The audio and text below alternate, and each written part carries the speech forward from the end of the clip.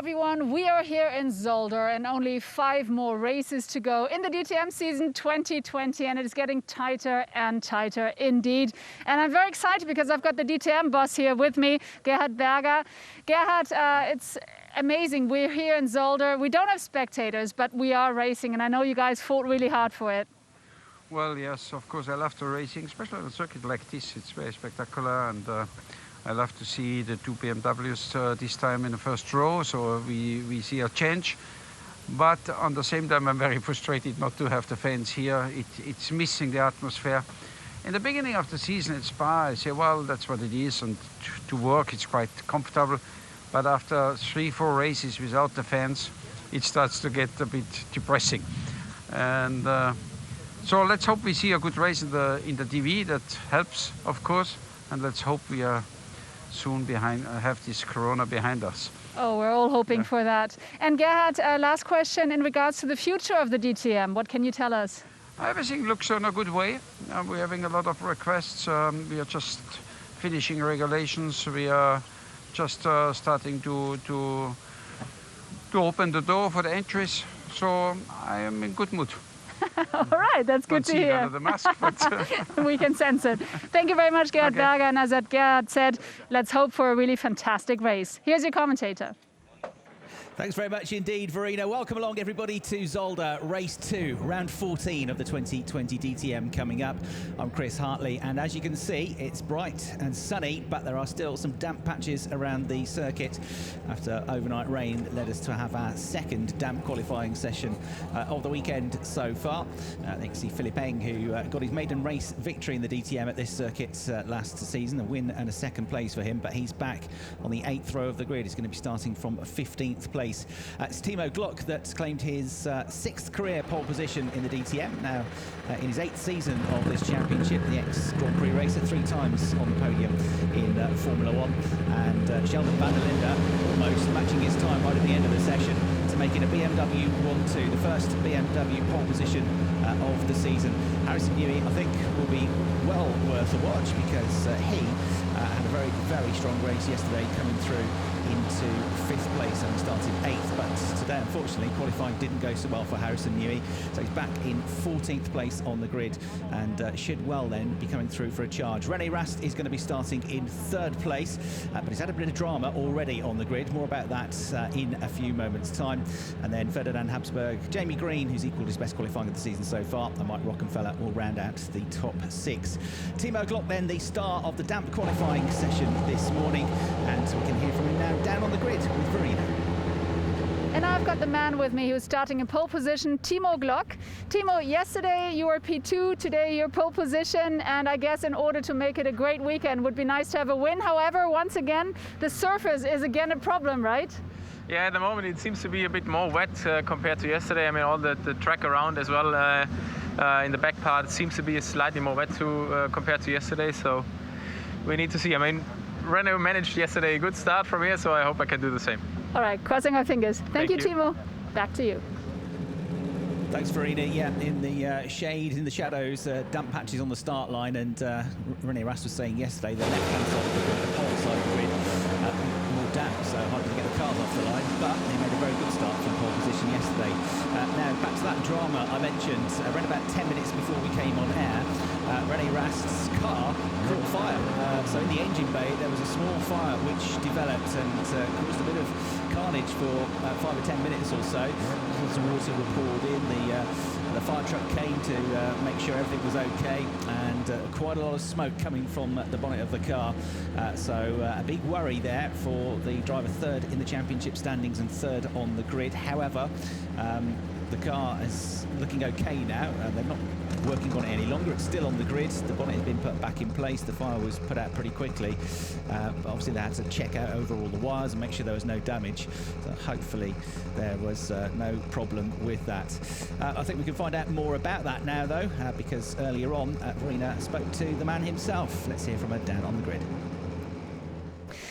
So now I'm here with René Rast and starting in P3, fighting hard in the qualifying, but now there seems to be a really big issue because your car started, it was on fire. What exactly happened? What is the problem? Yeah, I arrived here in the grid, and basically the car was already smoking when I parked the car. And we took the bonnet off, and it was basically on fire. So the engine started to burn, or something around the engine started to burn.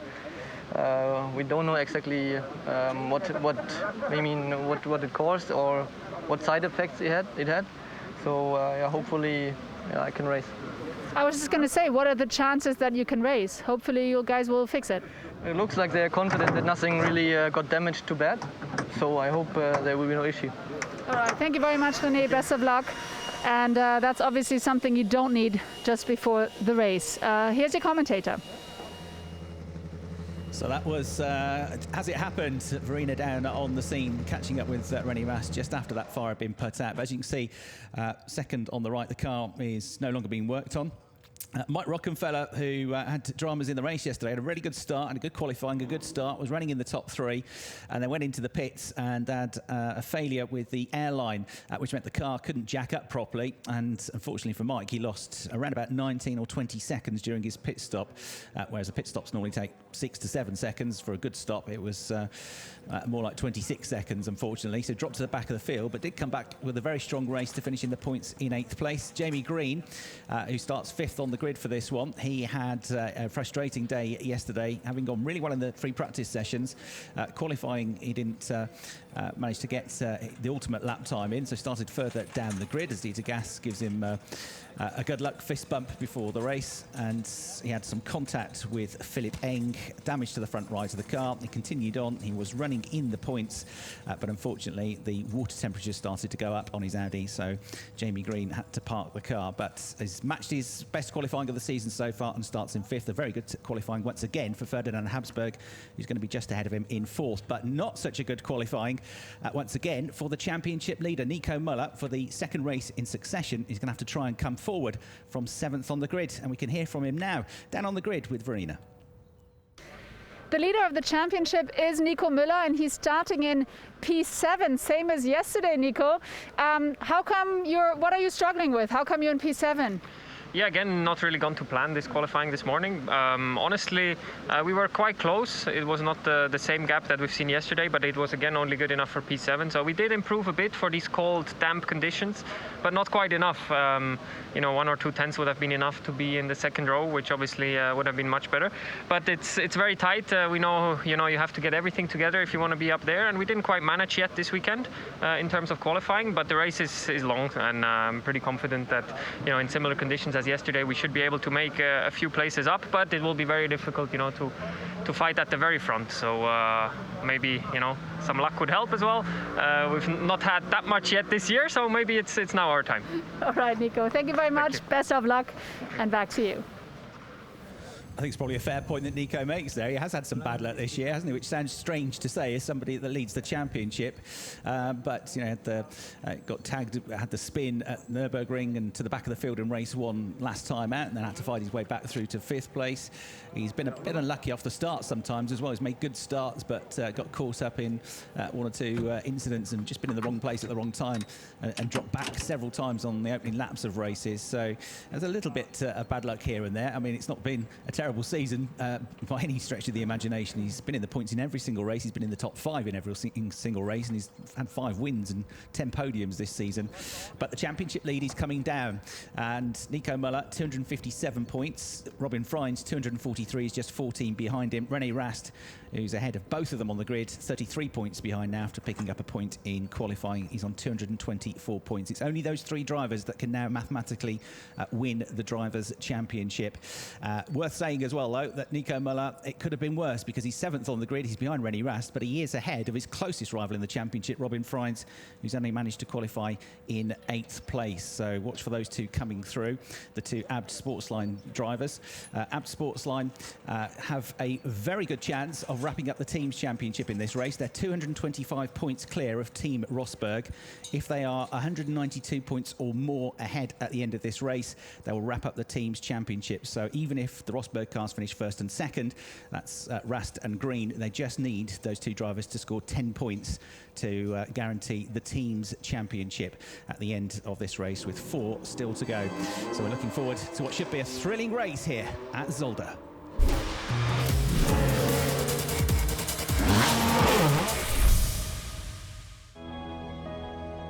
So our base for the weekend is the northeast of Belgium in the Houston-Zolder municipality. And this area has a rich heritage of coal mining for around about 70 years, from 1923 up until the 1990s. There was a big coal mining area. It was the last coal mine to close in the Benelux region. It's also got lots of historic buildings and castles, some picturesque settings as well around here. And these days has become a hotbed of tourism. It's one of the most popular areas of the country to visit for tourists. And of course, one of the big attractions is the circuit here at Zolder, which first opened in the early 1960s. It's an undulating, fast, challenging circuit, an old school style racetrack, which the drivers love. Some greats have won here over the years in Formula One. Jackie Stewart, Niki Lauda, Mario Andretti. Back in 2007, the track hosted a Champ Car World Series Grand Prix. That year's champion, Sebastian Bourdais, won the race. And he holds still the outright lap record, which still stands at 1 minute 14.089 seconds. But the cars in free practice in the dry conditions on Friday were getting actually pretty close to that, 1 minute 19s with these Class 1 turbocharged 2-litre DTM machines. So there is Thomas Biermeier, who's hoping that App Sportsline can wrap up the team's title. Even if his drivers stay where they are on the grid, they'll do enough to do that for him. Here is the grid then. Timo Glock on pole position for the 6th time in his career. Sheldon van der Linde almost matching his times. It's a BMW 1-2. René Rast and Ferdinand Hausberg 3rd and 4th on the grid. Jamie Green looking for a good one here. Starts 5th, and Mike Rockenfeller is going to be dangerous as well from 6th. Both quick drivers. Nico Muller and Robin Frijns, the top 2 in the championship, 7th and 8th on the grid. Jonathan Aberdeen and Marco Wittmann will complete the top 10. Then on row 6, we've got Luke Duval and Lucas Auer. Luke had a 5-second penalty for a jump start yesterday. Robert Kubica and Harrison Newey, 13th and 14th, with an excellent drive through to 5th yesterday. And it's Philippe Eng, race winner here last year, and Fabio Scherer looking for his first points in the DTM that complete the grid. It's a little bit cooler than yesterday, but not much. Very similar conditions, and very similar in the fact that we've got this this dry track, but with 1 or 2 damp patches here and there to keep the drivers on their toes. Once again, it's going to be a 55-minute plus 1 lap race. There from the graphic, you can see how the lap is divided into 3 intermediate sections. Sector times roughly split equally around this 4.011 kilometre long lap. So there, Timo Glock, who started on the front row of the grid yesterday. He's been on the front row for both races here at Zolder. Yesterday, he dropped back a little bit to 4th place, but it was still a very good result for him. But there's no doubt about it, when you're on pole position, there's only one result that's going to make you happy at the end of the day, and that is a race victory.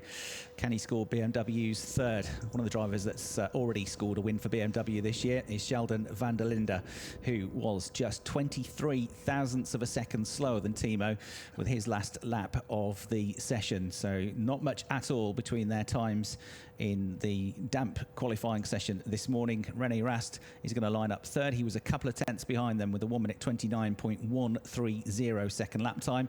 Picked up another crucial championship point for qualifying. That means he's picked up 21 points from qualifying now, with the top 3 in each session scoring points, 3, 2 and 1 respectively for pole, 2nd and 3rd. That matches what Nico Muller has achieved. It also means on average René Rast has become the 2nd best qualifier of the year now, averaging just under 3rd on the grid, slightly better than Nico Muller because of Nico's 2 7th place qualifying results this weekend. The best qualifier though has been Robin Frijns up until this session this morning. He'd never been out of the top 3 in 2020, but he's going to start 8th on the grid. We know he's an attacking driver, not fearful of having a go when needs be, and I think we could well see a very lively attacking drive from Robin Frijns, who has had 5 pole positions this year. He scored 27 points from qualifying, which is more than a race win's worth, and he's going to be well worth watching. Will the 2 championship contenders work together to try and come through the field? Their teammates, remember? Or is it just going to be every man for himself at the start of the race?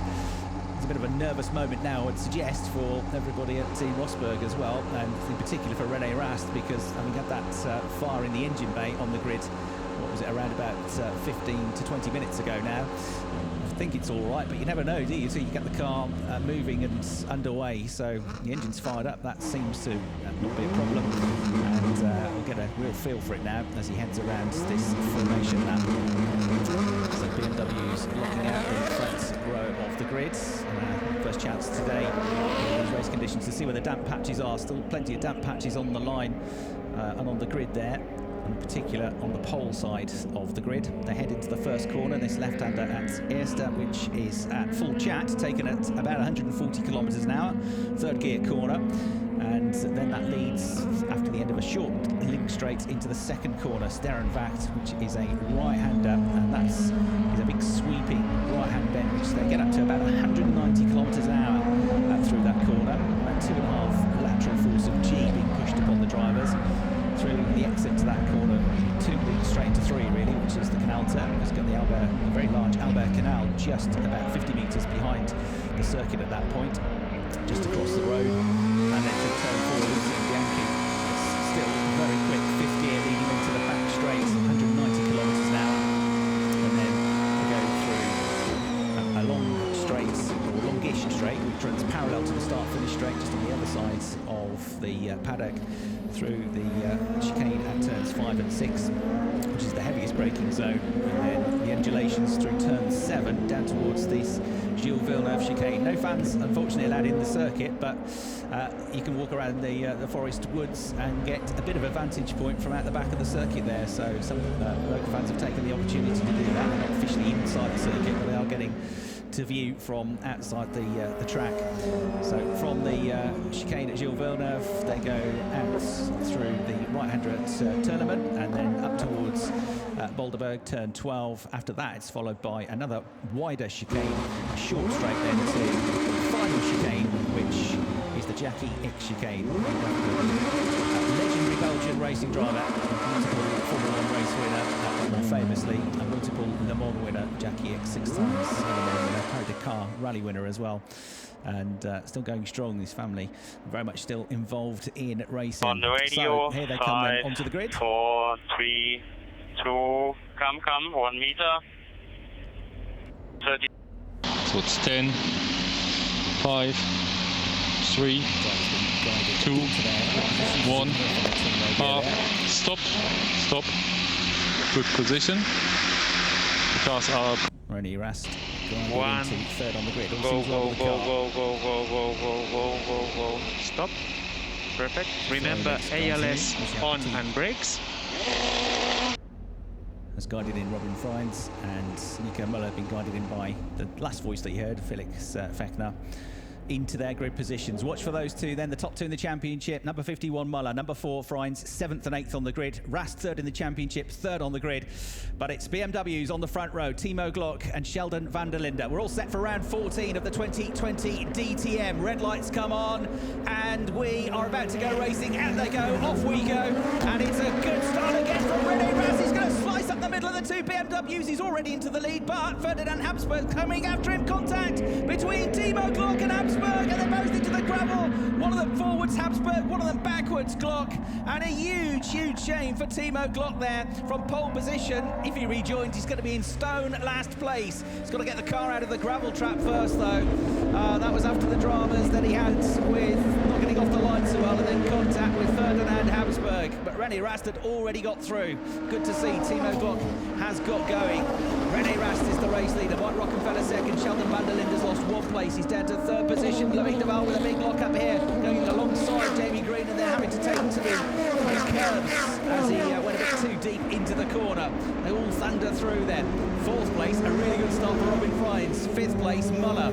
So they've taken advantage of those 2 cars that went off, Habsburg and Glock, through turn 1. That's 2 places gained for them without really having to do too much. Jonathan Aberdeen, who's made a very good start as well, who's just behind them in 7th place. 6th now, I think. So he goes through. Green 7th, Duval, Auer and Wittmann rounding out the top 10 on this first lap of the race, and Robin Frijns was right underneath the rear wing of the BMW of Sheldon van der Linde. I told you he'd go on the attack.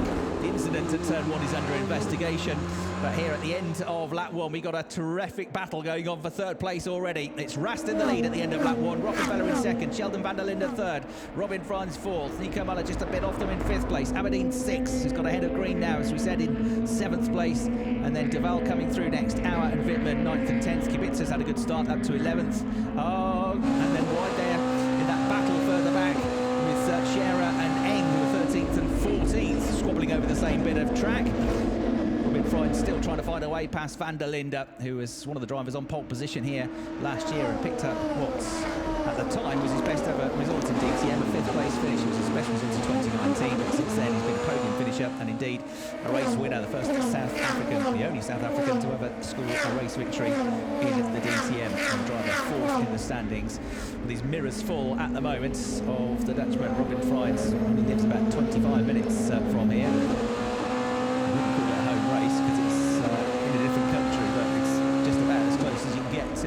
A racetrack, so he likes this place. He'd like to get onto the podium at least here.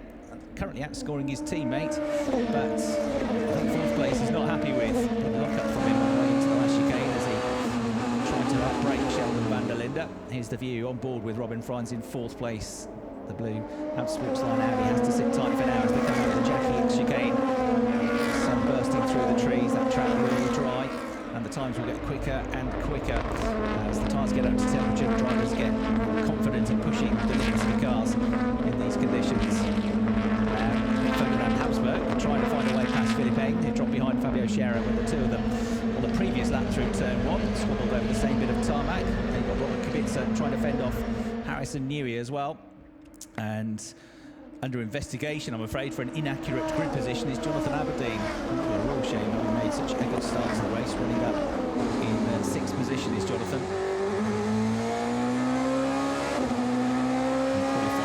Three places again at the start. You're on board now with Muller coming through turn 7 down towards the Gilles Villeneuve chicane. Named after the Formula 1 legend, never a champion, Gilles Villeneuve, but probably should have been runner-up in the championship, 6 times a race winner. Most famously a Ferrari racer, and suddenly tragically lost his life at this circuit back in 1982. So some greats have been here, some greats leads after all the corners, and we've got a great battle here as well. Third and fourth still nose to tail. Van der Linde just about holding onto the line, but here comes Robin Frijns with a late move down the inside. Gets a bit of contact from Sheldon van der Linde as they come out of the corner, but he's through. Great move on the way into that final chicane from Frijns, but he has to go defensive now because he gives the toe down the front. The start-finish straight into turn 1 to van der Linde. He's got it covered though, and that's third place sorted for Robin Frijns. So now his next target is to try and close in on Mike Rockenfeller. He's about 1.3 seconds behind him. That was a terrific move from Frijns. Pulled out at the last millisecond. Through he went, big lock up. And then just as he came across the nose of van der Linde, he just clipped the front left corner of the BMW. I think it'll be cosmetic damage. I don't think either driver or team need to worry. That was the onboard view.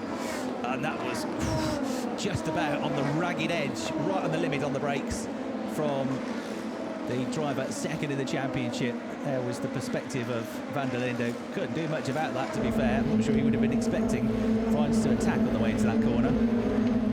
Tell you what's a terrific circuit, this. Really good circuit to watch. It's not the easiest circuit to overtake on, but the overtakes we have seen this weekend have been absolutely fantastic. As a huge lock up ahead though from Robin Frijns is going to come back under attack from van der Linde here, joined alongside him now. So Frijns to the left of your picture, on board with van der Linde, side by side. Frijns just about fends him off on the way into the chicane, but he went wide, and that was what caused him to have all the drama in the first place. So that was coming out of turn 12, I think, that he had the problem. But ultimately, he holds off at van der Linde and holds on to his third place. Trouble is, though, of course, he's lost a lot of ground to Rockenfeller. So that lap was 1:22.1. He lost a second while he scrambled to get the car back on the track and to fend off van der Linde. So that's given Rockenfeller a bit of a breathing space. Now he's 2.3 seconds clear. What's the gap between the top two? Not much, 0.9 seconds. Here we go. Just had that lock up. He held it well though, kept his cool, and there was the opportunity for van der Linde to get his place back through the right-hander at Bolderberg, and Frijns just about held it onto the track there, didn't he? still tricky with these damp patches around the circuit. He's bunched everybody up behind Frijns as well now, because not only he's got Van der Linde for company, he's got Muller not far back as well in 5th, Aberdeen in 6th, and onto the tail of the group has come Jamie Green in 7th place. Then a couple of lengths back, you've got Loic Duval in 8th, Auer 9th, Wittmann 10th, Kubica a second behind in 11th, trying to get himself up into the points for the second time this season. Race winner. Oh, Jonathan Aberdeen's got a penalty, I'm afraid, a pit stop penalty, 5 seconds for inaccurate grid position. He doesn't have to come into the pits and serve a 5-second stop go and then do a pit stop. It'll be incorporated into his mandatory pit stop, but it will have to be held for an extra 5 seconds in the penalty area. Replays at the start, we've seen. This is on board with Van der Linde. That was a terrific start from René Rast. Now watch Habsburg there, he gets tagged by Glock, is on the inside, and actually even though he's on the inside, it was Glock who came off worse. That was where Rockenfeller managed to squeeze past Van der Linde, who got delayed in all of that. This is what Muller saw, carnage up ahead, has to get on the brakes, has to avoid bits of debris that are flying off cars up ahead. He came through all of it to gain those places. And from the rear-facing camera, see Mark Rockenfeller coming through. Go, go, go, go, go. Right, so New tires in pit exit and manage your tires. It's coming as early as you can with the pit stops not allowed in the first 5 laps of the race now. So I guess he had to try something different, having dropped to the back of the field, and that is exactly what he has done. Yesterday it was Jonathan Aberdeen who was the first to come in after 5 laps, and Loic Duval in after 7, Kubica in after 8. He had a 2-stop strategy, Jamie Green after 9, most of them coming in between laps 10 and 14 and doing 1-stop strategies, the vast majority of the field in the race yesterday. Through they come, still to that left-hand side of the track, which is in the shade of the grandstand. It's at the edge of the grandstand, still very, very damp. That's the trouble, we go offline as we see Scherer and Eng going side by side, and Eng with his nose in front, more contact between them. It's the Austrian with his nose in front. He's going to have the right-hand line belonging to him, but Scherer going around the outside, more contact. These two not getting on well today, are they? Eng coming through. He's been in quite a few battles this weekend, Philippe Eng. Yesterday he was trading paint with Jamie Green. Ferdinand Habsburg trying to get through as well now. So 2 Austrians with a Swiss in between them. Fabio Scherer, who's been put off his stride now, having to defend here from Habsburg. He was the other driver that went off the road at turn 1 at the start of the race after that contact between him and Timo Glock. Over the breath they come, and Harrison Newey's made an early stop as well, which I think probably makes sense. As we know, he's quick, so if he can get some really quick lap times in now, he'll perhaps get himself back in with a chance of some points. But he is going to have a long stint if it's going to be a 1-stopper. It could be a 2-stopper. We've seen that from a few drivers over the last couple of races, a couple of seasons here at Zolder. Well, it didn't work, that strategy for Kubica yesterday, so it might be better just to suffer a long run on the tyres and the tyre degradation that's going to come with that in the 10-15 minutes of the race. We'll see what Harrison Newey can do now, if he can undercut anybody with that pit stop and get himself up into the points. But for now, he has to get the tyres up to temperature, which takes most of a lap, if not more than a lap. Habsburg's come in because he's no longer behind these two, or in between these two, so Habsburg has come into the pits as well now. So a Glock in, Newey in, Habsburg is in at the moment, everybody else yet to take their mandatory stop. Between first and second, 1.1 seconds. Last time around, 1:20.9 for Rockenfeller, though, was 2/10 quicker than the race leader. He can come out through turn 7 and head down towards the children of chicane. You see the pit stop for Ferdinand Habsburg, which looks pretty decent. And he goes, sticking to the pit lane speed limit, and get a replay of Habsburg, who ran a little bit wide, which might have helped cement the decision to come into the pits as he kicked up the gravel and possibly worry of damage to the left-hand rear tyre there. So the race leader, René Rast, just about a second clear. He won yesterday's race by over 18 seconds in the end for most of it. Most of the second half of the race he was controlling the gap at around about 16 seconds, but so it's the best car he's had all year. It's just felt underneath it all weekend long in all conditions. You see number 27 Jonathan Aberdeen coming through turn 1, but he's got this additional 5 seconds in the pits, which is going to drop him back a you add 5 seconds to his time at the moment, it would put him down to 10th place. So his job now is to get his head down and stretch away from those behind as much as he can. But Jamie Green and to a point Loic Deval both hanging on to the BMW. Aberdeen comes through. There is Jamie Green in the black and grey number 53 Team Rosberg car riding the curbs. Having a decent run here in 7th place. It's been a tough season for Jamie. There's another one that's had a lock-up. And it's turn 8 again that seems to be catching them at turn 12 rather, that catches them out. Right, Rockenfeller's just slipped back a bit now from the race leader. Rast 1.3 seconds clear. What about Robin Frijns on the last lap? Frijns was 3/10 quicker than Rockenfeller and about a 10th quicker than the race leader, so it is closing that gap from 1st to 3rd. Frijns is 2.7 seconds adrift of Rast. Remember, Rosberg have got to outscore Abt by 34 points by my maths to keep themselves in with a slender chance of the team's title. They're not doing that at the moment, as we see Mike Rockenfeller again dancing over the curbs in his Team Phoenix Audi. Rockenfeller going well here in 2nd place. Slightly nervous about coming into the pits, I'm sure, because not only did they have a failure of the airline which caused that slow pit stop yesterday, but apparently it was a problem they had on Friday as well. Not with the, I mean, they changed all the parts, they changed the system, and had a similar problem. So I'll be hoping that it's not 3 times unlucky, and then he gets a good pit stop this time, because he could well have been on the podium yesterday, Rockenfeller. He's been very competitive here, all the way through the free practice sessions, all the way through the weekend, really.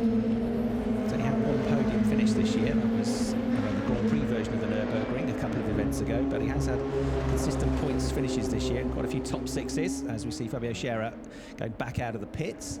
So he's another one to stop. So he's going to be battling away with Newey, Habsburg and Glock, the others that have made their pit stops. Nico Müller looks a bit closer to the tail of Van der Linde, and well, he is, but it was only 19,000 of a second quicker than the previous lap. Who's this lap going? Müller was 3/10 quicker through the first sector and 10th quicker through the second, so looking like he might have clawed back about half a second on this lap by the time they get through. Let's have a look at the times. 1:21.8, 1:21.3. Yeah, Müller half a second quicker, so he is very much getting onto the tail of Van der Linde now. Talked about Robin Frijns not being scared to attack. The same is true for Müller, who got a wonderful move around the outside yesterday with Timo Glock to get himself ahead in the latter stages. But with every time you overtake, it's always a risk. You're always putting yourself, your car at risk. As a racing driver, you have to put that out of your head and be ultra confident. But it gets tough when you get towards the end of the season, you're leading the championship. Start to think, well, do I take the risk to get another couple of points in another position, or do I keep what I've got and keep my championship lead? The other side of it is you don't want to then go into the final round of the season thinking, what if I had gone for that move at Zolder? So the idea is to do it as clinically as you can, minimise the risk. Right, Ab Sportsline are getting ready for a pit stop. This could be Müller, couldn't it, if he's feeling like he's been stuck behind Van der Linde. Yesterday he felt like he was being held up by Harrison Newey. No, I think he's coming in. Yes, anyway. So Müller stays out for now. It's Frijns that's come in. So Robin Frijns has come in, looking at the timing screen. So the first of the leaders to come in. He's in the pits, and that means that Van der Linde and Müller will be, for now, promoted up to 3rd and 4th. Aberdeen to 5th, Green to 6th, Deval to 7th, and Wittmann to 8th. Lucas Auer has come into the pits as well. So very important pit stop this for Abt and for Robin Frijns. Taking a slightly different strategy, a much earlier stop, I think, for him today. There he is. Yesterday, Robin Frijns came in on lap 17. Much earlier stop today for him. Go, go, go. Remember DRS now and push to pass. Glock gets a warning for that, for pushing into the car. Oh, Robin Frijns clashes the barrier on the way out of the pit lane on cold tyres. It is a narrow lane there, but he's keen to get up to speed, but I'm afraid it looks like the damage might be terminal. He's pulling off the circuit. Oh, Robin Frijns, nightmare. Absolute nightmare. It's always tricky with all that horsepower on cold tyres. And it's so easy to do, but that is not the way he expected his race to end. And Robin Frijns, 41 laps to go, 30 in total, and we are +7 in DRS to Rocky, +2 to Müller. Did Robin crash or what? Robin crashed on pit exit.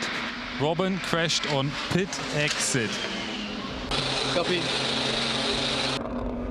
So the top two in. Rast so Rocky is pitting with you. Flashing through the shot. Eng and Kubica are having a real ding-dong as well as they battle side by side inside the top 10. Can be promoted up to 7th and 8th respectively. So Rast goes out, decent stop, 7.1 seconds, a bit quicker than for Mike Rockenfeller. And Team Phoenix was careful now as you come out of the main exit.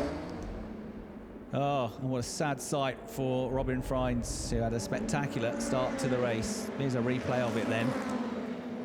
Fairly tight, this left-hand here, and he just understeers off. Just no grip whatsoever.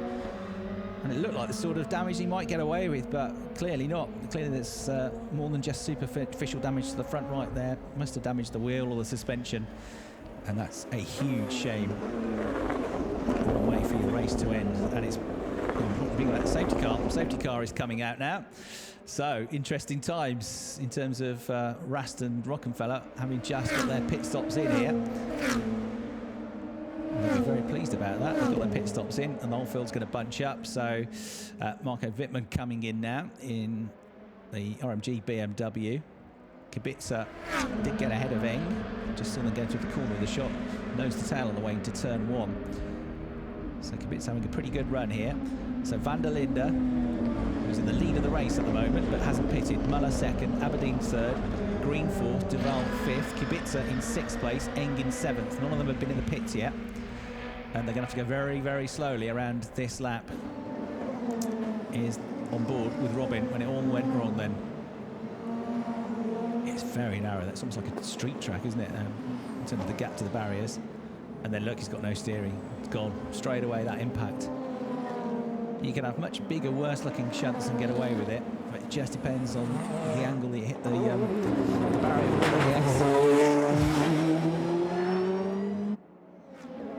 Well, could that be the moment when his championship hopes have expired?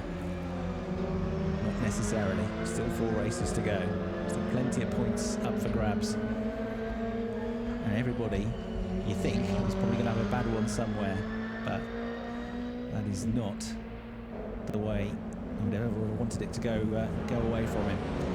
He's so frustrated with that. And again, it's the conditions playing part, the cold weather, slightly damp track at parts,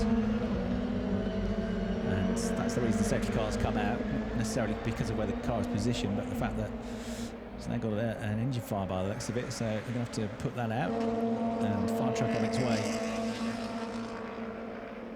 So Frijns out, the driver 2nd in the championship, who had been narrowing the gap over the last few rounds and had got it down to just 14 points, the deficit between him and Nico Müller. Now he's only 19 points ahead of René Rast. It means that René could, if he wins this race, move up ahead of Robin and into 2nd place in the championship. If he finishes 2nd, he'll be a point behind him. So it was at the start of the race that we had, or before the start of the race, that we had an engine fire on René Rast car that so far has held up. But because of the impact of the barriers, we now have an engine fire. Now empty car, driver well away from him. So Philippe Eng comes in to make his stop. Made a right old mess, hasn't it? The fluid from the extinguisher. So that's going to be some work to do for the team between now and next weekend, which again is here at Zolder. So at least I suppose they've got more time in a way to get cars prepared, because they haven't got the journeys to and from race circuits. The drivers, probably most of them will go home. Certainly Robin Frijns will, living so close to the circuit as he does, but the teams, certainly the core personnel, will stay here at Zolder and work on the cars and get them as prepped as they can. So what we've got left, just under 34 minutes plus 1 lap remaining. Everybody now bunched together, and with the top 6 drivers having not been into the pits: Van der Linde, Müller, Aberdeen, who's got a 5-second penalty for being out of position at the start when he comes in. Green, Duval and Robert Kubica in 6th place, as he was in the previous weekend at the Nürburgring in the early stages before he had a gearbox problem, which cost him what looked like being the points finish. There is Robert in the number 8 All-N ART machine. And there's Rockenfeller and Rast come up behind Wittmann, so they're 9th and 10th. So Wittmann's come out ahead of him. He's had his stop, remember. So the pit stoppers, Marco Wittmann timed this right, didn't he? He's effectively going to be the race leader here because those ahead of him have still got to make a pit stop. There's no way they're going to be able to make a pit stop. Go in, go out, and pull a gap enough to come out in front of him. So just as we saw in all of the races here last year, mid-race pit stops really mix things up. If not everybody has been in, and if you happen to come in at the right time or make the right call as a team, that benefited Philip Eng last year. He drove very well, but he did benefit from the order being mixed up by a mid-race safety car because Spengler, Wittmann and Rast had been the drivers running in the top 3 up until there was a mid-race safety car. This year, Wittmann benefits from it. So I don't think it'll be too long. That car now, with the fire having been dealt with, has been pushed back as we've seen by the marshals. It won't be too long before we get things back underway. You look at that shot and you think, well, where's the damp circuit there? Because it pretty much looks bone dry there. But then you look at the next shot and only the line is dry. So very damp off it. If you want to overtake somebody, you have to go offline. And there is a forlorn-looking Robin Frijns. He'll replay that over and over in his head. What could he have done? But he's got a split second to react to that.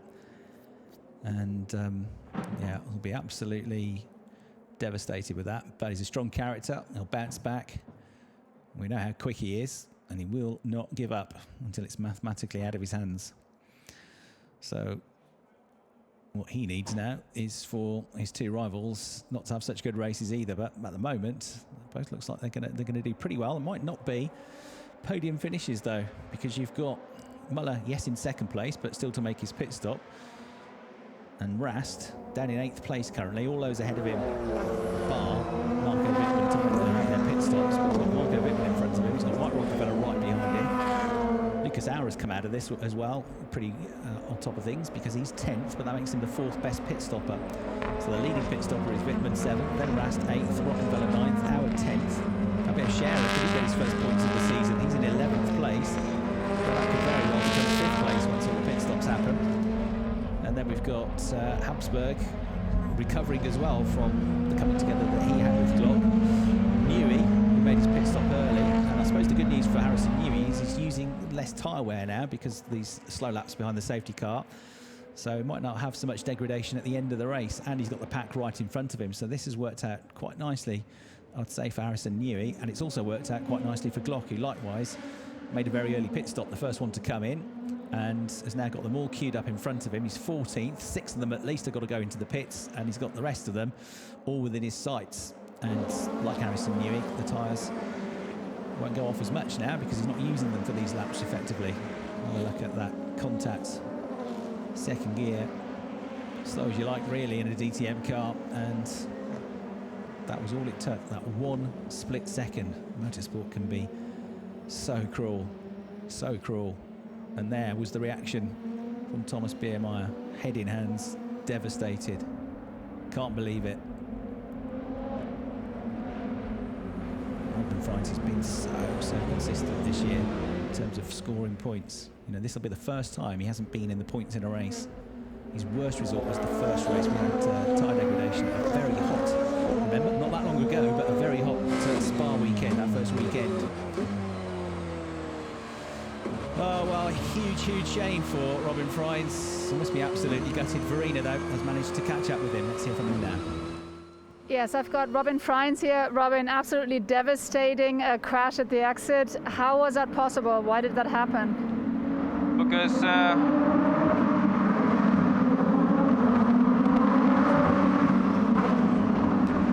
we had a brand new... Should I wait? No, we can hear you. It's no problem. We had a brand new set on compared to yesterday. yesterday we put the sculpt one on, and because we didn't drove with slicks in the qualifying, only wet, I drove out, and I was really surprised that I had no front at all, so I went straight in. Very unfortunate. Thank you very much, Robin. And back to you. Thanks, Verena. Yeah, so there you go. It's a consequence of the weather, effectively, because it would have normally had a slightly scrubbed-in pair of slick tyres. They were absolutely brand spanking new, by what Robin has just said there. And that would have been like driving on ice. New cold, slick tyres. Very, very tricky indeed. It's such a narrow run out that pit lane exit as well. So anybody could have done that. It is easy to have for it. And it started so well, hadn't it, the race for him? Looking like he was pushing for a podium finish. So, opportunity here for René Rast to continue to close the gap to his two rivals. He's got Marco Wittmann to deal with first, a double champion like himself, and he's got another former champion right behind him, like Rockenfeller, in the luminous yellow and blue number 99 machine.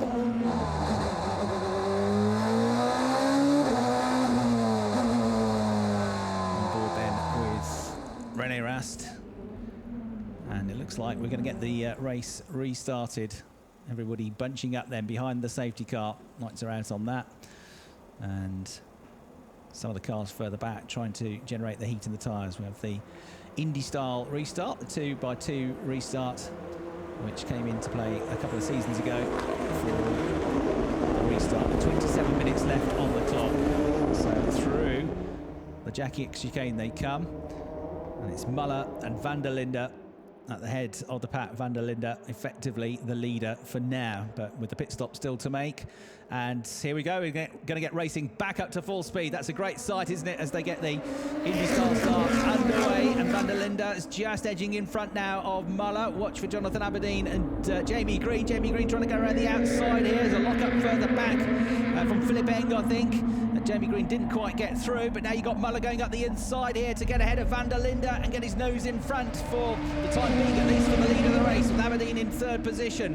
What about Rast? How is he doing? He's side by side with Marco Wittmann. He's got his nose in front, but Wittmann's trying to hold on around the outside in the green and white BMW. Oh, somebody getting well out wide there. Was that Lucas Auer, I think, with a huge moment.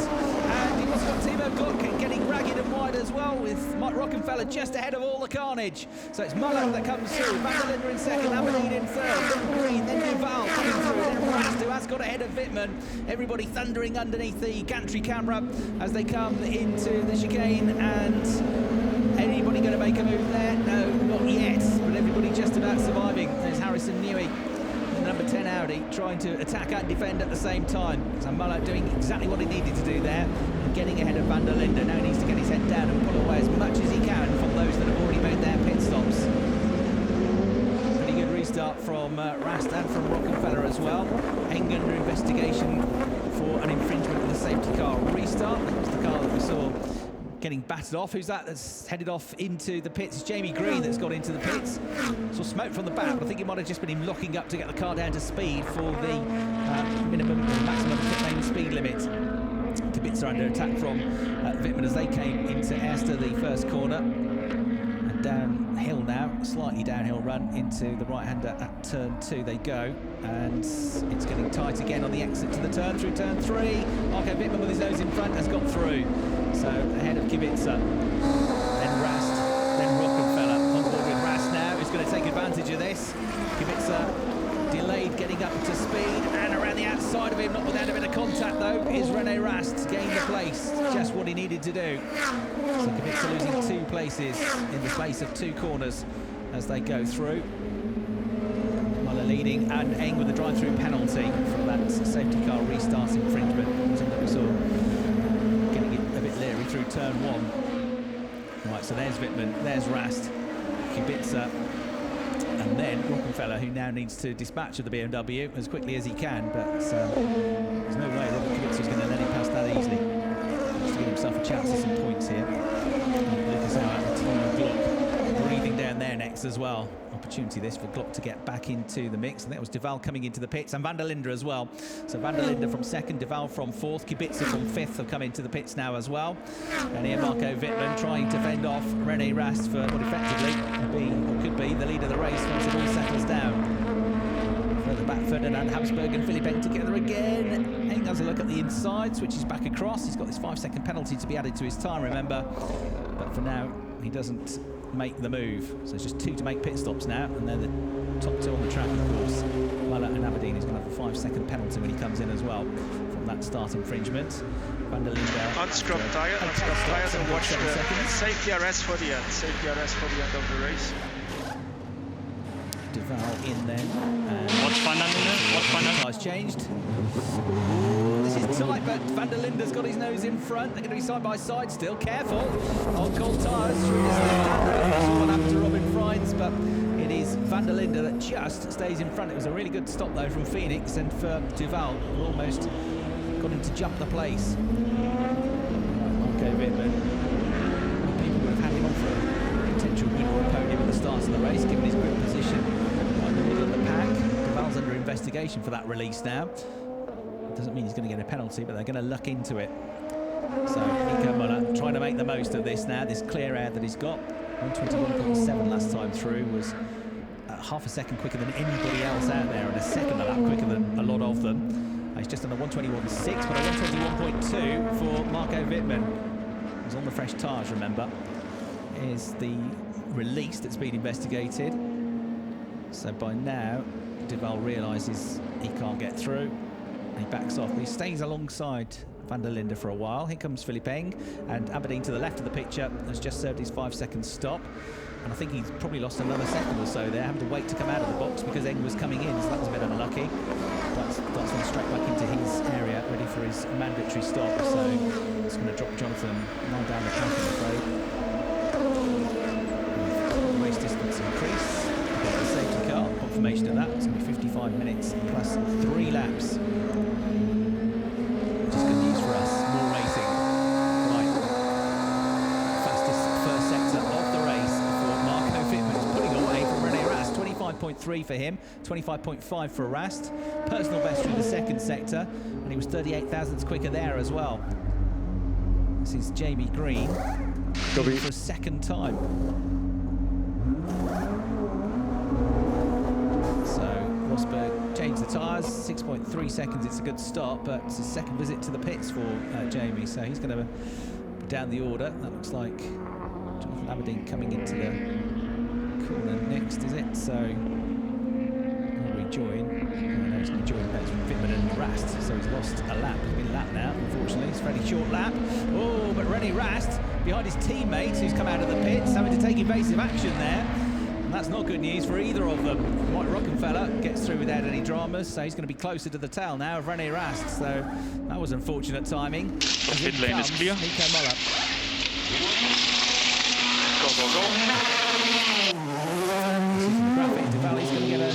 Every lap DRS now. So Nico's got enough DRS to get through the rest of the race. DRS can be deployed. They give them up to half the expected race laps they can use it for, and 3 times a lap as well. So lots of uses around. It's one of the shorter circuits on the laps, and Muller's come out ahead of Van der Linde. Duval, who's going to have to come in and serve a penalty now. Unfortunately for him, it's his second penalty of the weekend. It was a 5-second penalty for being out of place at the start yesterday, so frustrating weekend for Loic. We showed good pace in the free practice session on Friday, the second free practice session. So Marco Wittmann has just crossed the line. He's done a 120.8. Rast has done a 122.7. So the gap's 3.6 seconds now. Wittmann in the lead, Rast in second. Rockenfeller's gone through in third, quicker than Rast. Rast lost about 0.6 of a second where he had to get off the throttle as his teammate Jamie Green was released onto the circuit from the pit lane exit. So that's quite a substantial amount of time. Taking a few laps to get that back. Rast, the virtual leader, as Wittmann came in during that safety car window, right at the end of the window. And Wittmann's just going to bolt for it now, get his head down and try to get himself up into the points. Harrison Newey there on the attack. Jamie Green getting up to speed, hasn't got his tyres in, but out of the running for points now. This was the moment then that René Rast almost had to come in together with his teammate. Trying to come around the outside. Nothing that Jamie could do in a way because he just understeered on the cold tyres, and Rast had to get off the throttle, and that cost him, as I said, about 0.6 of a second.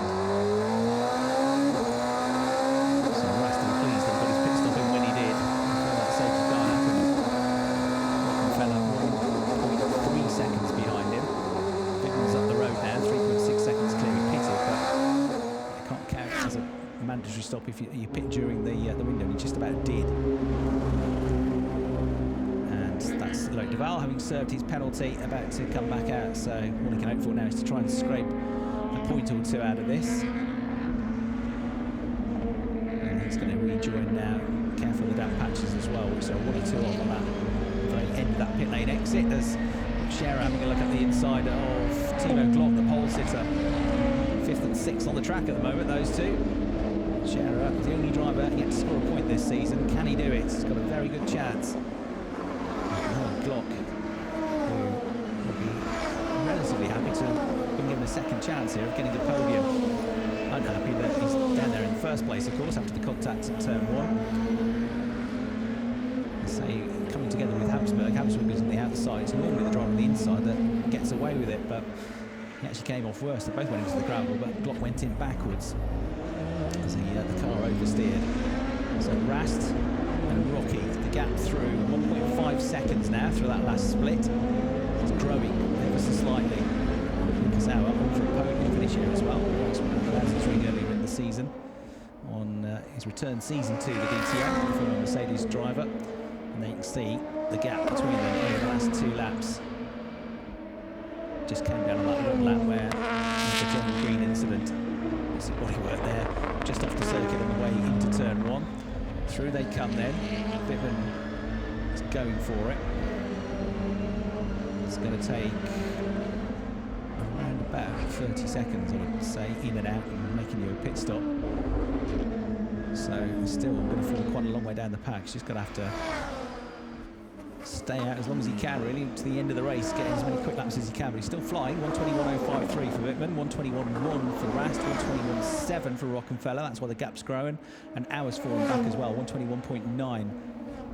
And then the next few, Glock and Scherer, 1:23s, 1:22s for Newey and Habsburg in 7th and 8th. And then you've got Muller, who's just done a personal best lap, just crossed the line with 1:21.071. Almost as quick as Wittmann's time. Track at the moment is Nico Muller trying to get himself back up the order. There is Marco Wittmann, the on-the-road leader. René Rast. Things falling into place for him now. Here's a replay of Marco Wittmann getting a bit airborne as he attacks the curbs. All perfectly timed though, riding them to get, without breaking the track limits rules, as straight a line as he can through there. All right, he's come in now for his stop, his second stop, but the one that will count as the mandatory stop.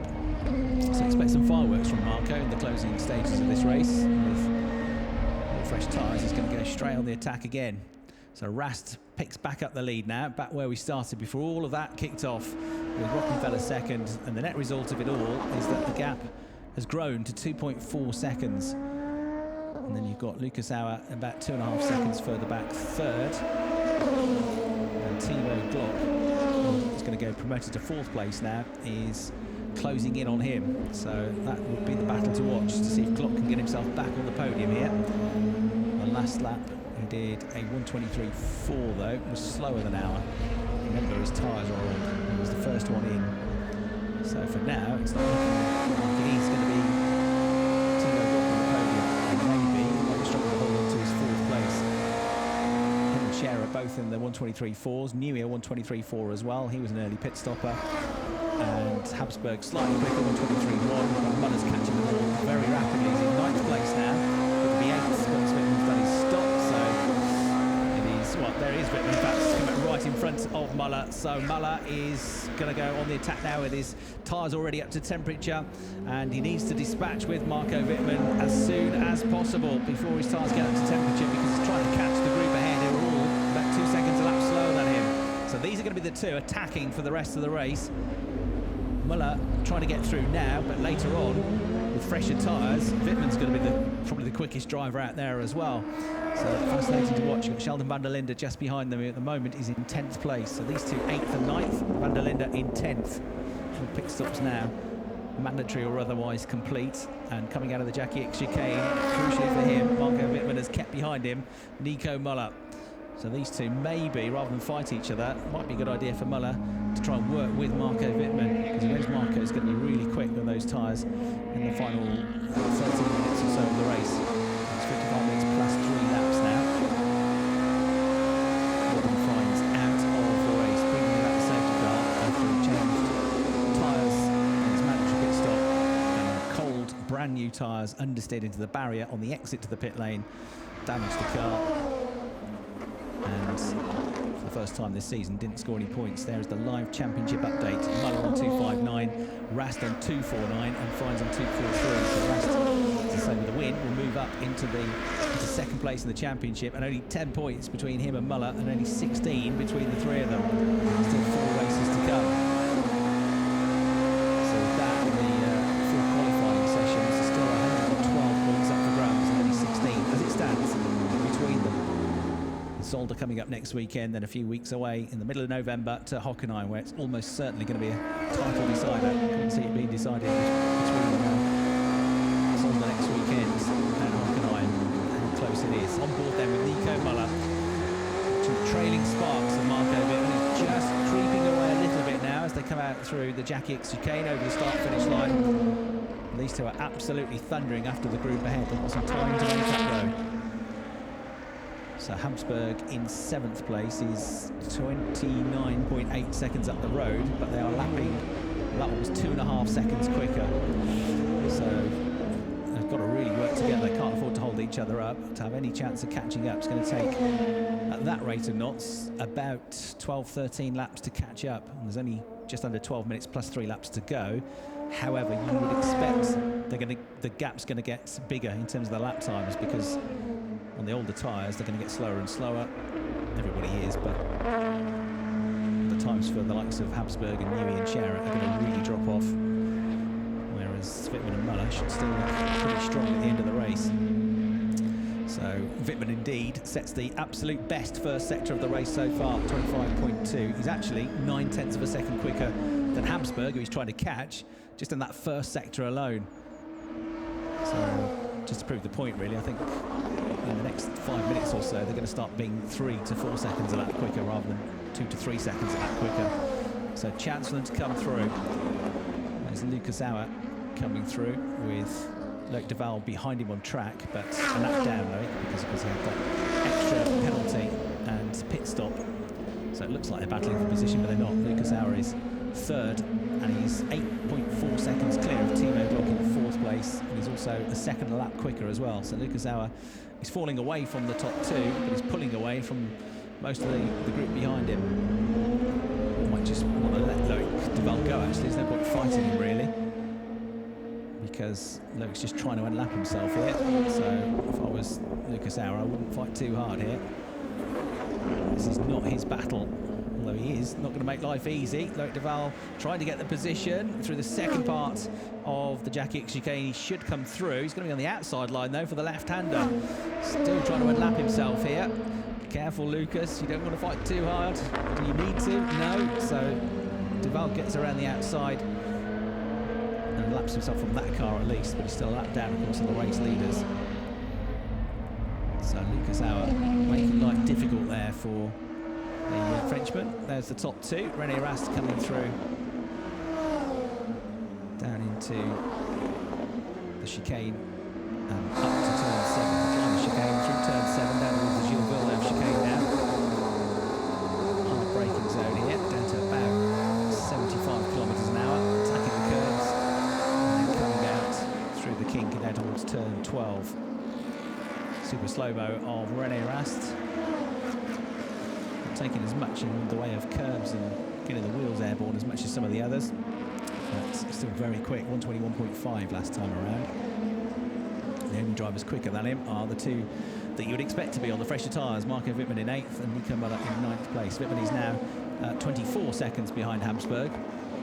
And it was 29 seconds a couple of laps ago.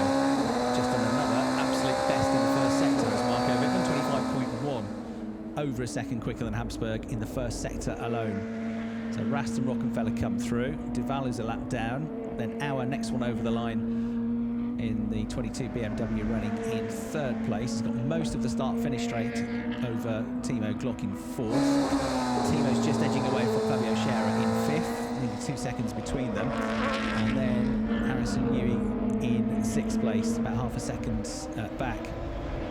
It's Philippe Eng, who's also a lap down and trying to get back ahead of Timo Glock here. Another one that's picked up a penalty.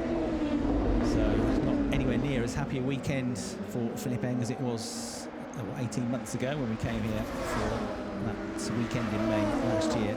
Philippe Eng laps himself from Timo Glock. And Timo, exactly aware of the situation, doesn't make life too difficult for him. He's with those behind Scherer and Newey. And still have to keep on his toes because there is still this chance that Muller and Wittmann are going to catch them up at the end of the race. So they're still going to push as hard as they can this time, but try to make them last as well. 7 3/4 minutes plus 3 laps to go. Timo Glock coming through in 4th place. And what's the gap now between Habsburg and Wittmann? 21 seconds it's down to. So yeah, 3 seconds quicker on that lap. It's coming down more and more each time. Fastest lap of the race, 1:20.263 seconds for Marco Wittmann, the RMG BMW.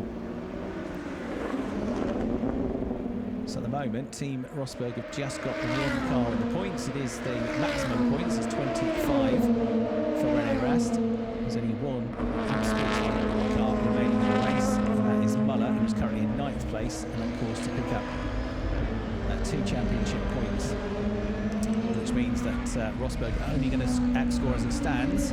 As Scherer and Newey get side by side, half a look there from Harrison, showing his intent, but as it stands, Rosberg are not going to outscore Team Abs by enough points to keep the championship alive in terms of the team's championship. They need to outscore by 34. And not doing so at the moment. So Abs, it's been a frustrating race for them. Could still wrap up the team's title with 4 races to go. Their concentration now will be on Nico Muller. The gap from 7th to 8th is 18.9 seconds. How long left? 6 minutes 20 seconds plus 3 laps. So in total, we've got about 10 minutes to go. Just about 10 minutes left for Marco Wittmann and Nico Muller to catch the likes of Scherer, Newey and Habsburg and pick up some late positions. It could go down to the last lap here. And if the team are making them aware of what's coming, the storm that's coming, and Harrison Newey, I think, will be even more keen to get past Fabio Scherer, make sure he's at the head of the group, because there's very quick cars coming after him. You can also see Timo Glock just ahead, who was the driver he caught very close to at the end of the race yesterday. He finished 4th and 5th. So Newey doing a good job here on the older tyres. Scherer fighting for all he's worth here to try and pick up his first points of the season. Habsburg just behind. So Scherer 5th, Newey 6th, Habsburg 7th. Wittmann 8th, 16.5 seconds behind. Gap comes down again by another nearly, 1.6 seconds. Sorry, 2.6 seconds. So it has come down by 3 or more. That wasn't bad though. 2.6 seconds gained on that lap by Wittmann. And he was just done a 1:20.9. His best lap's a 1:20.2. There's René Rast, 1:21.9. Easing away now from Mike Rockenfeller. The gap 4.3 seconds between the top 2. Rockenfeller matching him on this lap through the first 2 sectors. Over the line will come René, and this is another good lap. 1:21.9. Rockenfeller comes through, and that's going to be similar. 1:22.1, just lost out a little bit in the final sector. So the gap grows to 4.4 seconds. That's Lucas Auer in 3rd place. It'll be a while before we see Glock coming out of the final chicane. 4th, and in between them you've got Philippe Eng, who's a lap down as well. So Lucas Auer going well here. Looking for all the world like he's going to pick up a podium finish. And he's 2nd of the season to add to the race victory he got at the Lausitz Ring. Only actually scored 1 point since that victory. That was the weekend after at Assen, where he got a 10th place finish. So it's been a bit of a run of 5 races without picking up any points for Lucas Auer. But well, you'll forget about that pretty quickly if you can get a podium here. It's his first time driving the DTM car at this circuit. So the team RMR BMW 13 seconds, nearly 14 seconds now adrift on Mike Rockenfeller in 2nd place, but nearly 10 seconds clear of Timo Glock in 4th position. Right, Wittmann 13.5 seconds behind Habsburg in the battle for 7th place. A 1:21.0 for him, a 1:24.0 for Habsburg. So this is the point now where those tyres are really starting to go off for the likes of Scherer, Newey and Habsburg, all suddenly into the 1:24s. It could be down to the 1:25s by the end of the race as well. And this is going to give Wittmann and Muller hope. And they're going to have to go straight on the attack and get to the point soon. They'll be able to see their targets there. Just about to see Habsburg ahead. That will give Marco Wittmann even more motivation here through the first sector. He's done 25.3. That was 1.2 seconds quicker than Habsburg through the first sector.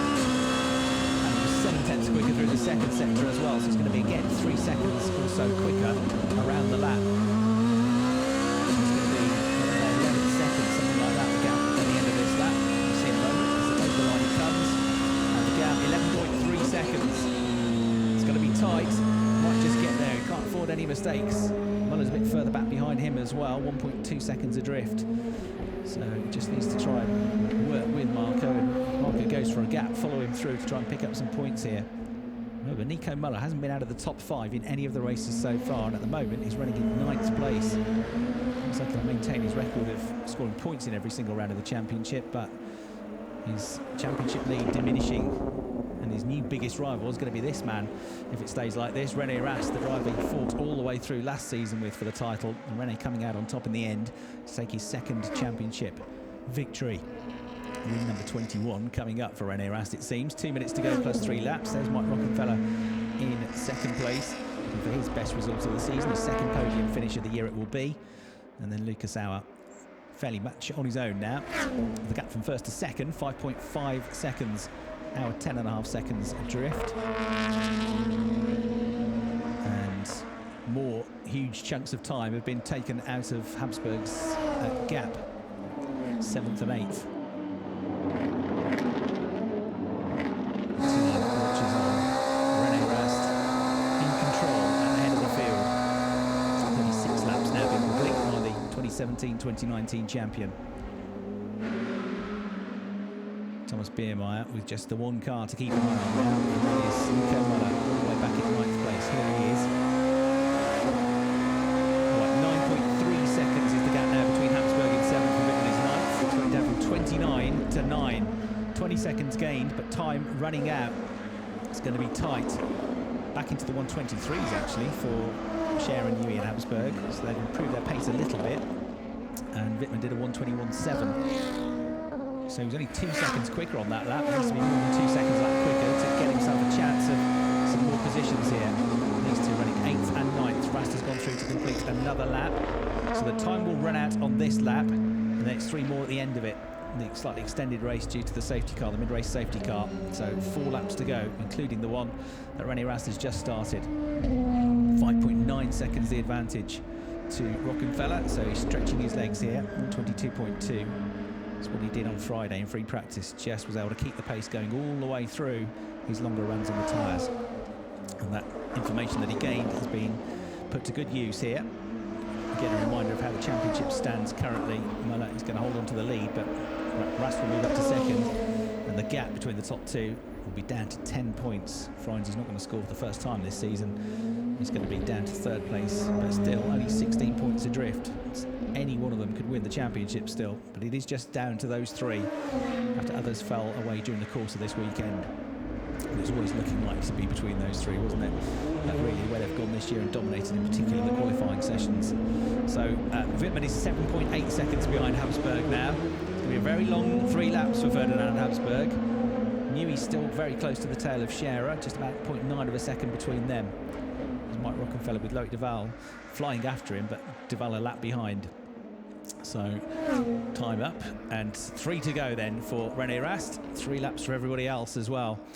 Should be no dramas in amongst the top 4 or 5 really, but Newey and the Habsburg might be slightly nervous now, particularly Ferdinand Habsburg. We'll wait to see how much that gap has come down. But through the first sector, half a second was gained by Wittmann. Through the second sector, he actually didn't gain anything really, a few thousandths of a second. So Habsburg might have enough in hand here just to hold on to 7th place. Of course, not only has Wittmann got to catch him, he's then got to find a way through somehow. So under the gantry left-hander at turn 7. Down towards the Gilles Villeneuve chicane goes René Rast. Got the gap out to 6 seconds now. Rockenfeller in the background. Duval behind him, but Duval 13th in the lap down. He's got a bit closer to the tail of Marco Wittmann than he was previously, last time we saw him. In 9th place, only going to pick up 2 championship points as it stands. 2 more than Robin Frijns, 23 less than René Rast. Right, the gap, 6.9 seconds, so it looks like they might have just hit a wall now, these two, in terms of catching the group ahead. They're catching, but not by anywhere near as much as they need to be honest. So unless Habsburg and Newey and Scherer trip up over each other, I think they're going to be almost with them, but not able to get past them. Well, I might have realised this and thinks, right, okay, at least I'll get 1 place then if I go on the attack and try and get Marco Wittmann, and every point could count in this championship. So we might see Muller throwing caution to the wind here, because it looks like Wittmann has just run out of tyres. Pushed so hard for so many laps. There's a better exit from that chicane though, because 1 or 2 lengths clear. As they come up towards the braking zone and the Jackie X chicane, back down comes the gap as the Audi closes up to the BMW. Timo Glock and Lucas Auer holding the honours for BMW 3rd and 4th currently. Looks like they're going to stay in those positions. 2 laps to go, including this one for René Rast. Still 6 seconds clear of Mike Rockenfeller. Gap from Habsburg to Wittmann, 6.8 seconds. Habsburg goes through the first sector, 26.3 seconds through sector 1. Waiting for Wittmann, 25.8. So he's gained half a second. It's just not quite going to be enough, though, I don't think. In part, it's due to the fact that actually Habsburg and Newey seem to have lived with the tyres a bit better. They had that 1 or 2 slow laps when they were in the 124s, but since then they got back into the 123s. So time is going to run out for them. The checkered flag is the next thing as he crosses the line that this man is going to see. Just 1 lap to go now for René Rast to end what would be the perfect weekend. Remember all the drama he had before the race started with the engine on fire, the engine bay on fire at least. But luckily nothing damaged, it seems, and the car has just got to hold up now for another about 3 kilometres to get him home and get him that magical 25 points. It's been almost the perfect weekend for René Rast. He dropped 2 points, and that was because he didn't qualify on pole in the qualifying session this morning. He qualified 3rd. But out of the 56 points possible, he's picked up 54. Weekends like that don't come along very often. So the top 3 looks sorted. It looks like Wittmann and Muller have run out of steam. 6.3 seconds back on Habsburg now, so the gap's closed, but only by 0.6 of a second. So Muller might just want to try and launch one down the inside of Marco Wittmann here to try and get 8th place and some useful extra points for the championship, potentially. Don't really risk it. We'll see. Last lap, last few corners coming up though for René Rast. Not the utterly dominant victory they had yesterday, but it's another 25 points, and it's win number 4 of the season. Yeah!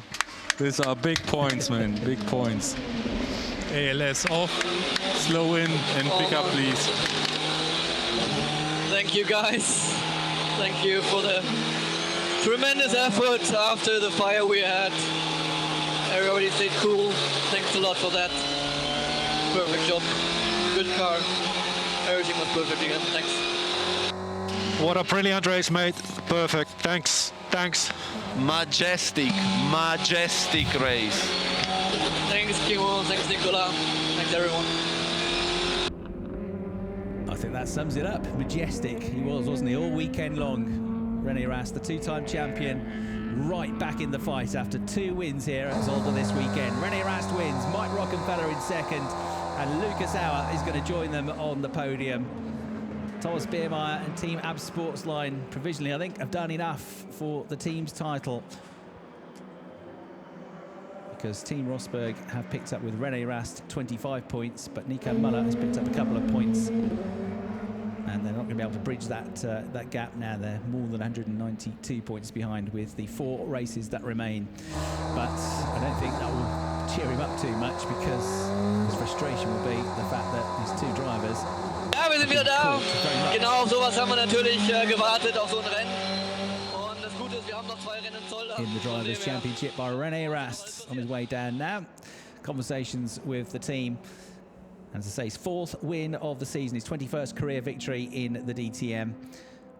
And René Rast right in the fight now. The big drama really coming halfway through the race, where Robin Frijns came in to change tyres on a brand new set of tyres, understeered into the barriers, into the Armco, coming out of the pit lane and out of the race and out of the points. It brought about the safety car, and really that affected his teammate Nico Müller as well, who hadn't made his pit stop at that point. Otherwise Nico might have been a lot higher up the order as well. So it was a double blow really for Team Amp Sportsline. There at the moment, the team cheering past René Rast, who locks up the wheels and tyres on the way into turn 1, having taken the checkered flag and his 2nd race victory of the weekend. There at the moment, he came past, and the team gleeful after a superb job this weekend.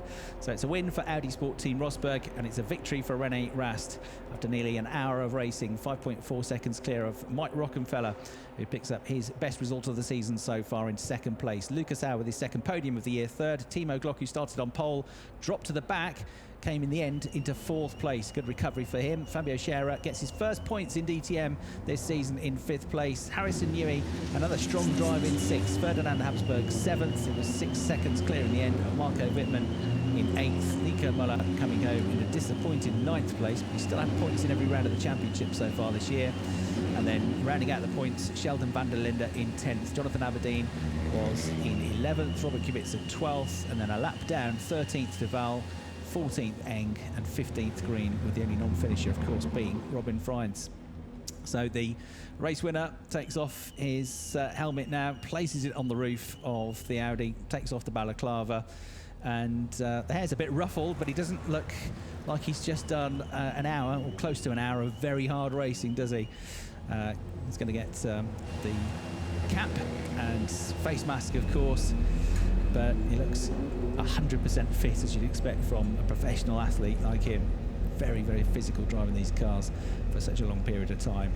You have to be super fit in all areas of your body, and the concentration that's required as well, especially around tracks like this, is absolutely immense. Well, after what had been really a tough weekend up until that point, a great bonus podium, I would say, for Lucas Auer. He'll be thrilled with that. The amiable Austrian in 3rd place, as I say, his first points for 6 races. And there, the story of the race, really. Robin Frijns stricken Team Amp Sportsline Audi after that contact with the barrier, which ruined his race and was detrimental, as I say, to his teammate and points leader as well, Nico Müller. So congratulations all round for the winner. To the left of the picture, Mike Rockenfeller, who's absolutely deserved a podium this weekend, the way he's driven. He's been very quick all the way through and was seriously unlucky yesterday not to get more points than he did. So we're now going to get the podium ceremonies. The top 3 drivers and the winning team being represented as well. Team Rosberg. It's going to be Armin Joss, who's going to be picking up the team trophy for Team Rosberg, the crew chief, as we're told.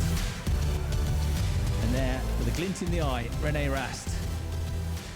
Wait a while for a race win, and then 2 come along at once. Second race at the Zolder More racetrack. photos he poses for, clenches the fist. But we'll get first to pick up his trophy, the Austrian driver Lucas Auer. So congratulations to Lucas, the right place at the right time.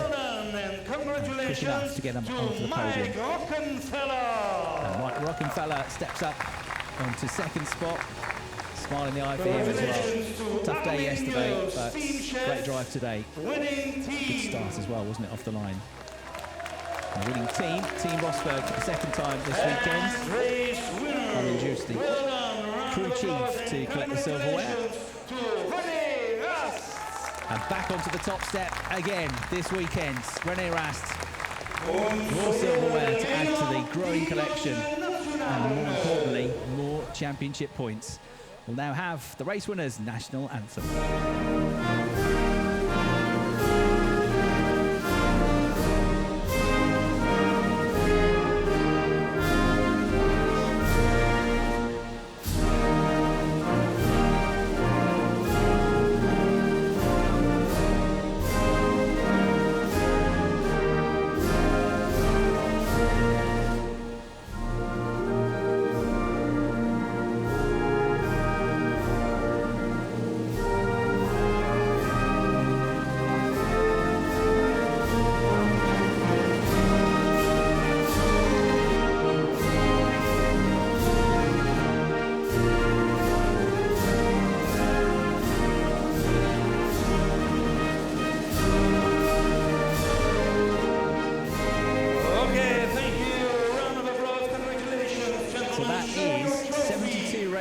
for René Rast and 36 podiums.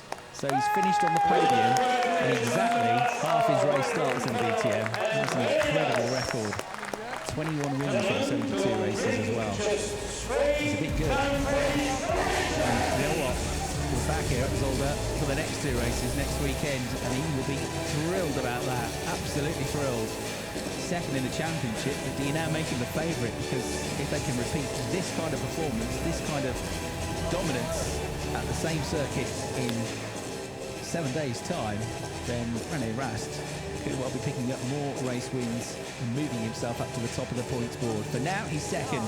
For now, Nico Müller, who's led the championship all the way through the season, is at the top of the board, but only by 10 points. 259 for Müller, 249 for Rast, 243 for Frijns, who didn't score today. 109 points. Rockenfeller's moved up to 4th place. Timo Glock has had a good weekend as well. Up and down, I suppose, but a good points haul. 102, he's into 5th place, and Sheldon van der Linde has dropped from 4th to 6th position, as we now get some super slow-mos of our top 3 from round 14 of the championship.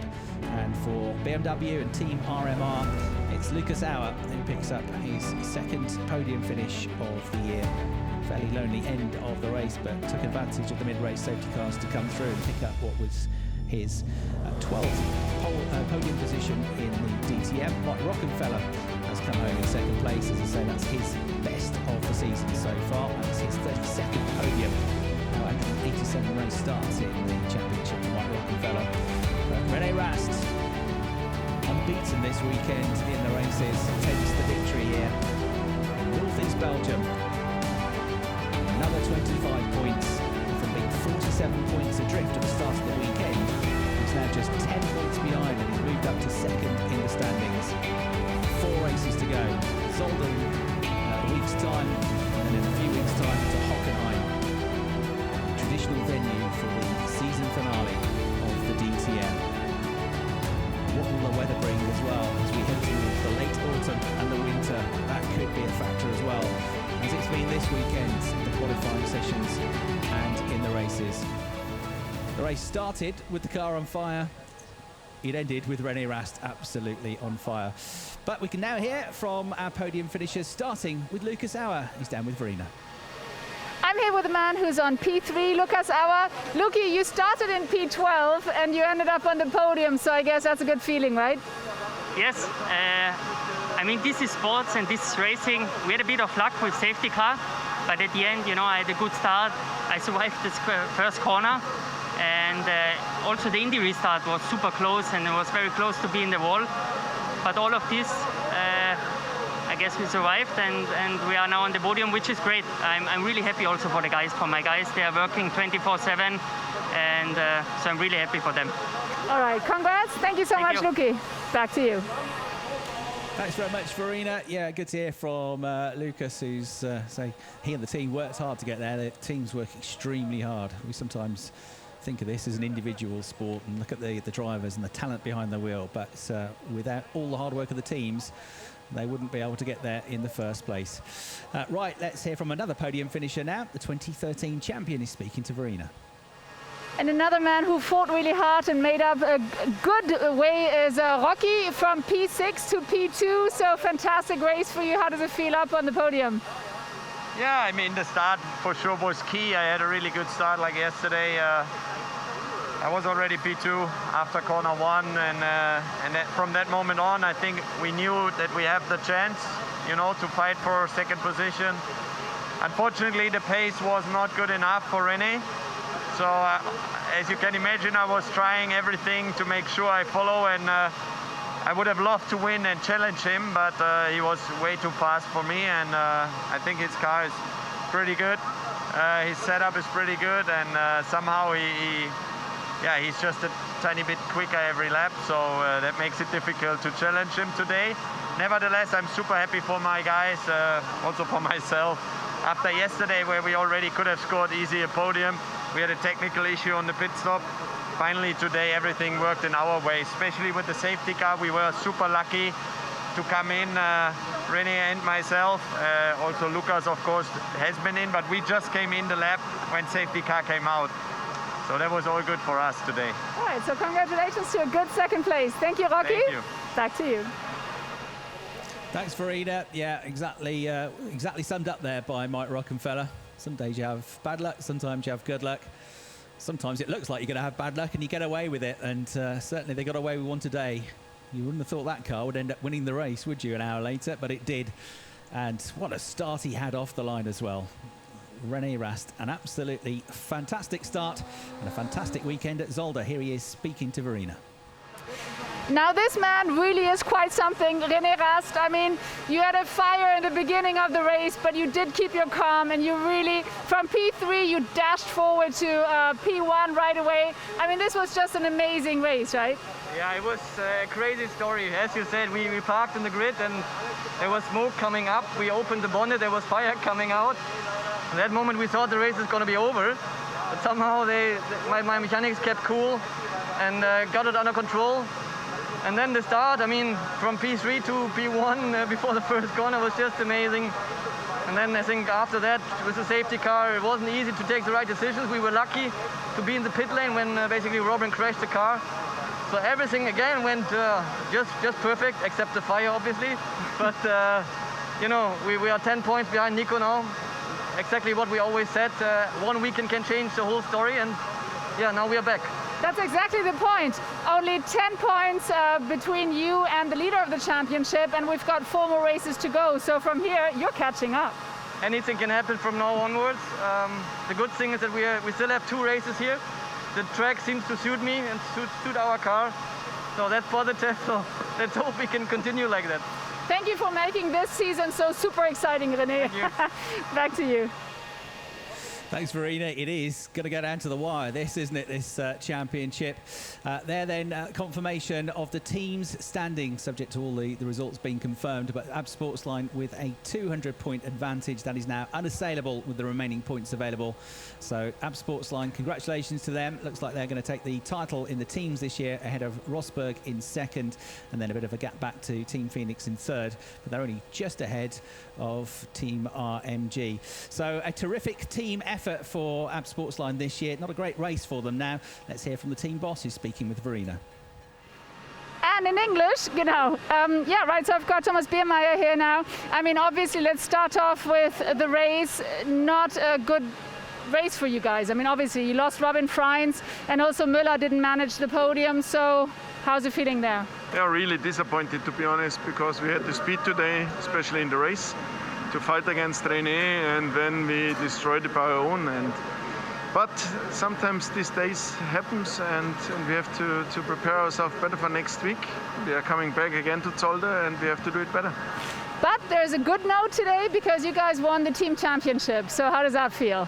Yeah, this feels good, because this is a trophy for the whole team here on the racetrack, also for the guys back in Kempton, and they really deserve it. And it hurts a little bit to win a championship on a race like this today, but it's amazing because we still have 4 races to go, and this title is already fixed for us. And I'm really, really proud about the whole team, about our drivers. And today we saw we will lose together and we will win again together, and we will do it better next week. I'm sure you will. Thank you so much, Thomas Biermeier, and back to you. Thanks, Verena. Yeah, you as somebody involved in motorsport, you're going to get those bad days, and sometimes more bad days than good, but they'll come back stronger. They have wrapped up the team's championship. I'm sure that man's going to come back stronger as well, Robin Frijns, who's going to go absolutely on the attack now for the remaining 4 races of the season. So congratulations to Team AB Sportsline, who've wrapped up the team's championship. And congratulations to Team Rosberg, who've had the 2 race wins with René Rast. We come back here at Zolder in a week's time. From me, Chris Hartley, in the commentary box. Hope you've enjoyed the coverage this weekend. Let's hand you back now, though, to Verena Rast. So now this is what it feels like to be the #1, so that's a good feeling. Anyway, it was an exciting, super race today we saw here in Zolder, and with René's results, obviously that is mixing everything up, and it's making it so super tight in this season, and so super exciting. And we're back here in Zolder next weekend, and you guys don't want to miss it, because as I said, it's going to be super exciting. So here are the highlights. Enjoy, and see you next week. Mwah. Bye-bye.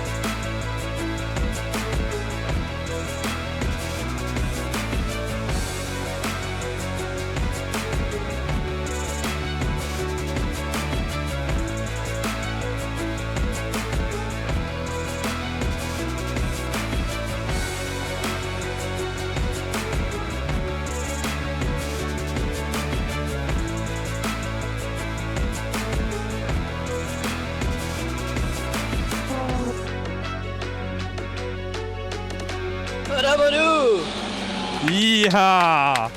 These are big points, man. Big points.